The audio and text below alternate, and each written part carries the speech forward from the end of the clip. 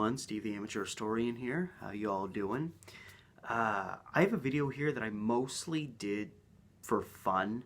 It's not really to delve into any investigative anything, even though it's tied to something fairly big. But it was just a very interesting find, and I thought I have to do a video about this, especially as interested in the latter subject matter that I'm going to, or I guess later subject matter that I'm going to talk about.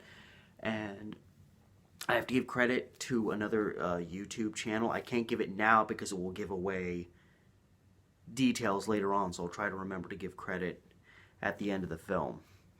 But anyway, long story short, even though my stories are never short, I stumbled onto a video that a certain YouTube channel posted that posts content specifically related to a certain something.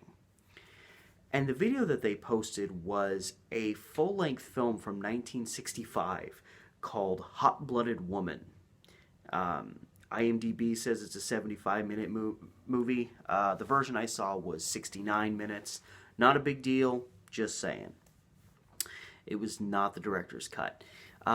Hot-Blooded Woman, again, it was a 1965 film. It was released October 1st, 1965, according to IMDb.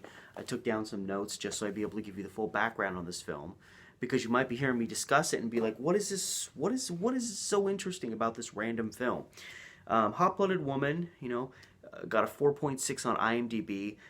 It was directed by a guy named Dale Barry, who directed at least 4 films, again, according to IMDb, all kind of the same genre, these kind of pseudo-kinky 1960s erotic films that look like they were thrown together by a crew of even maybe below community college standards by today. So this guy churned out a few films, the kind of films you'd see getting shown at like really sketchy drive-ins back in the day, that kind of stuff. And of course one of these films was Hot-Blooded Woman, which follows a female lead who is very promiscuous, as it were, and she falls madly in love with this guy, but she's also kind of crazy. She's like in therapy, and in the end she busts out and she has a shootout, or it's not really a shootout, but anyway, the climax of the movie, spoilers, is she has some semblance of a shootout. It's one of the most hilarious double shootings in the history of film. You can see the guns don't even have like fake bullets. They're just like a gun, just kind of two great reactions to gunshot wounds. I thought that was pretty hilarious, and it kind of showed the quality of the film. But lots of this kind of stuff were being churned out back in the day. But what is most interesting about this film, Hot-Blooded Woman, is the lead character was played by a woman named Beverly Oliver. Now, in the film, she uses the pseudonym of Shirley Boyd. Why she did that, I don't know, because she was in at least 2 other films wherein she used her regular name. She actually did a film in 1966, the following year, called The Street Is My Beat, which seemed to be kind of along similar lines of Hot-Blooded Woman, just kind of more kind of wacky, crazy 60s erotica type film. Now, what's so significant about this woman, Beverly Oliver? Who is that? And, why is it so interesting that she randomly popped up in a couple of kind of 60s erotica films? Well, Beverly Oliver was a resident of Dallas, Texas. And by her own admission, she was at Dealey Plaza on November 22nd, 1963, when President John F. Kennedy was assassinated. She's actually been regarded as a very prominent witness to the event. She's officially said that she took film of the assassination. She said that she saw the person firing and that she saw a man with a gun firing from the grassy knoll. And, she said that in the aftermath of the shooting, she was approached by FBI personnel who asked to have her film, to have it developed and to, view it for analytical purposes. And she claims that they never gave her film back. So this woman that just kind of popped up in these black and white, very low budget, low quality kind of 60s pseudo-erotic films, with the kind of blonde, puffy bob cut. She looked like she was trying to go for a very solid Doris Day look, is actually regarded as a prominent witness to the Kennedy assassination. It's the same person. Now, I say regarded as because she is also one of the most, I don't want to get too in-depth into this, but she's also one of the most criticized witnesses, one of the most disbelieved witnesses. People who have analyzed her story have claimed that there's no way that she was the woman she claimed she was. Now, the woman that she claimed to be, historically, she's gone down known as the Babushka Lady. That's the name of the woman. So she's still objectively regarded as an unidentified woman. But Beverly Oliver claims that she was this woman, and she's a woman wearing kind of a long coat, and she has a scarf over her head. She claims that she had a cream-colored scarf, and yet most pictures of the woman seem to show the scarf had sort of a pinkish, maybe even purple tint to it. That's one thing that people criticize her for. The woman is clearly has a camera, but a lot of people have argued that it looks like it's a still frame camera, whereas Beverly Oliver claims that she was filming.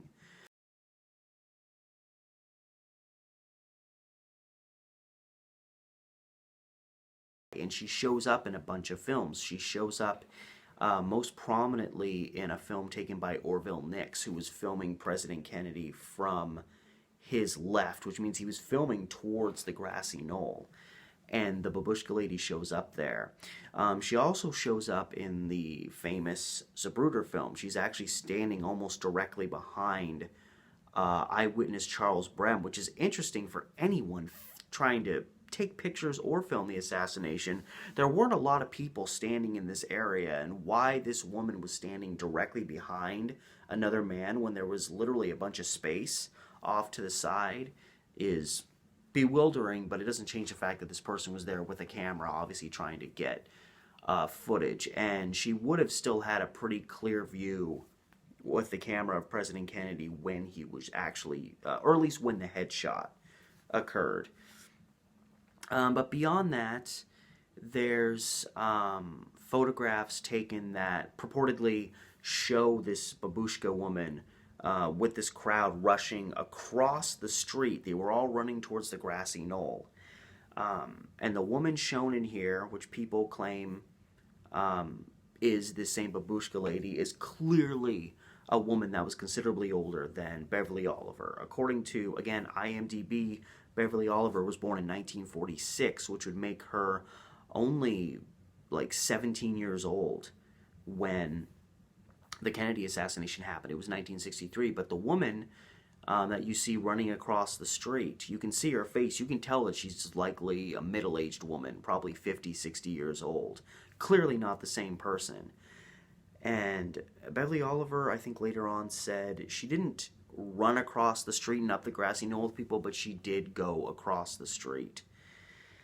So there's a lot of speculation about whether she really was this person or whether she was just trying to get notoriety by interjecting herself into an event, and she, I don't know how far back her initial telling of being there was. If that goes back to the 1960s. The earliest representation of her story I've seen is in the Men Who Killed Kennedy series, which came out in 1988. That's 25 years later. She told her story. I don't know how far back her story goes from that, because if her story goes back to the 1960s and predates when a lot of these films and pictures were even released to the public, it's really hard to disprove her story in that vein, because how would she know,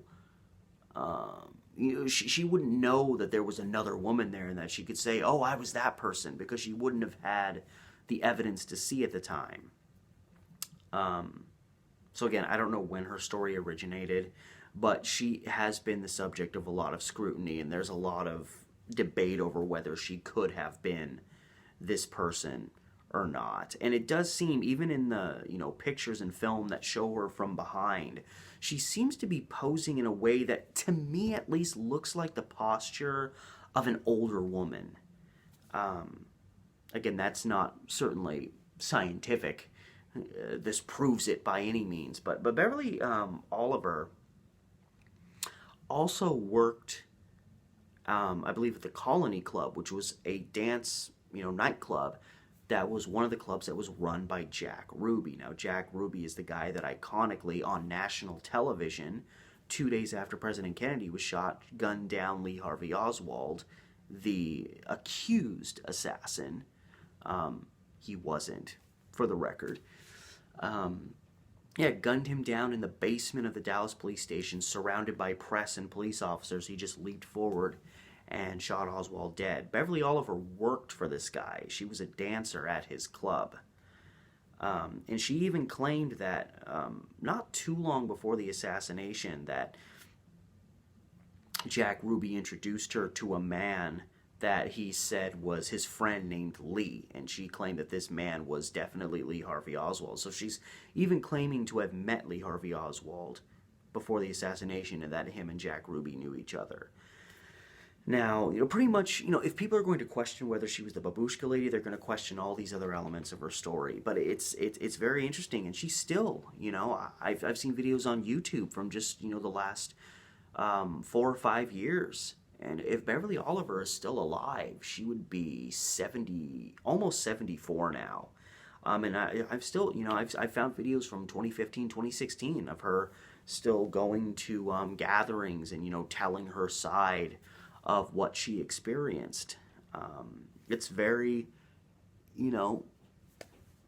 it seems, if I had to express my opinion, if you the gun to your head scenario, was she or was she not the Babushka Lady, I would probably say she wasn't.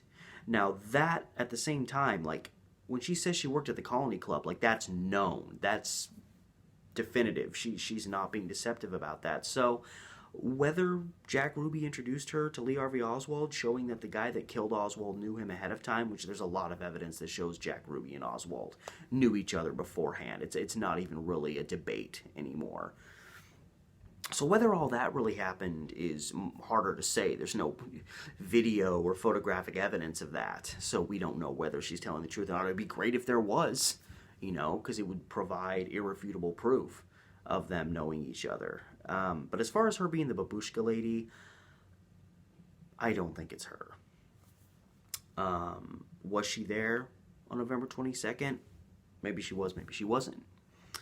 But I thought that was so interesting that someone, because this isn't just some random witness who gave an account that day and then kind of vanished into obscurity. This is somebody who, claims to have been someone who was right there when it happened. This is somebody who, was a major account used in the famous 1988 Men Who Killed Kennedy series. She's been in a succession of different documentaries. She's claimed that, the FBI has stolen her film. She has claimed to have met Lee Harvey Oswald. She claims to have seen the Grassy Knoll assassin. Like, this is a major, again, here we are, more than 50 years after the Kennedy assassination, and she's still, showing up and giving speeches and being interviewed about this. Like, this is a very prominent Kennedy assassination witness who also just happened to be an actress on the side in these series of films that were very representative of how underground independent cinema was kind of becoming in the 60s. People were breaking away from the very tried and true American values of the 1950s and the 1960s. People were kind of starting to go their own way, and all these different sorts of films were kind of coming out of the woodwork during that time. And from that era came some of our most iconic film directors, Martin Scorsese, John Cassavetes, Francis Ford Coppola, Sidney Lumet. I mean, the list goes on. So I thought that was just such an interesting dynamic, that this random actress in a series of films like this also just happens to be a prominent witness to the assassination of John F. Kennedy. I couldn't let, especially as a JFK assassination nerd, I couldn't let this story go without doing a video about it. And that said, I want to remember to give credit to the YouTube channel. This was from the YouTube channel JFK Assassination Forum. Succession of different videos in relation to Kennedy assassination.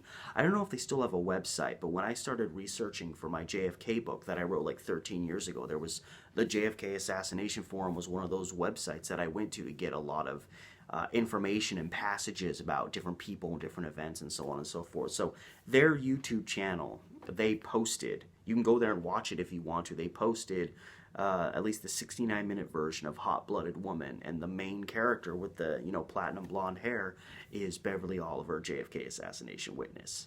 So that's it. I just had to bring you guys that story. So thank you so much for watching. Remember, as always, to like, share, subscribe, hit up my Patreon if you so choose. Until next time, guys, this has been Steve the Amateur Historian.